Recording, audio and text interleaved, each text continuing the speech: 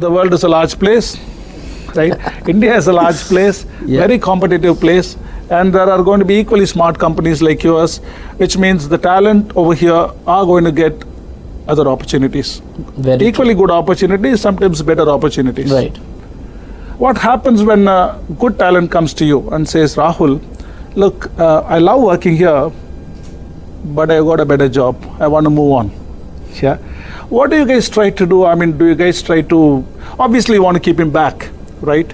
Now, monetary is one way of doing it, but as I said, I don't want to focus on monetary. That's the easy thing to do. Right. Beyond monetary, whatever you guys try to do there, beyond that, how do you try to use the non-monetary levers?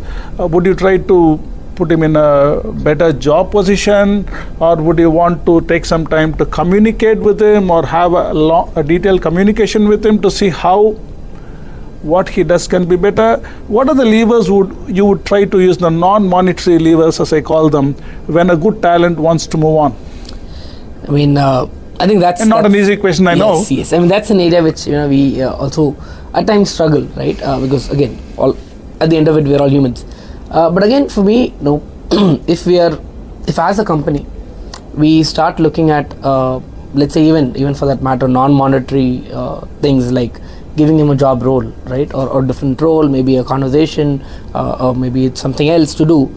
After this person has come in and said, his willingness to leave, I think as leaders we've failed, because according to me, as a leader, I think the only solution to this is to be proactive, have transparent dialogues with our associates or our team members to understand what is it that they want, right? Because nobody would leave a company just like that. It happens. It is not a moment of time decision. Maybe at the lower ends of it might happen, but then somebody who you consider top talent, right? It is rarely instantaneous. Right. It's not just like that, right? So he's thought through it. He or she has thought through it a lot. So I think it happens over a period of time, and as leaders, if we are able to have that transparent dialogues with them to understand what is it that they want, what is it they like doing, right?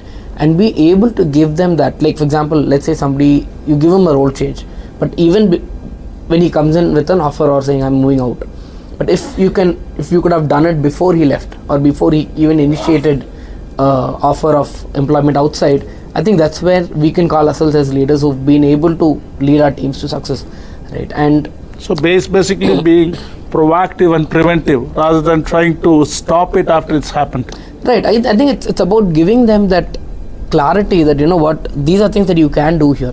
For example, I've been in Illumine for the last 2.5 years, 3 years, and in as many years this is my third role, right?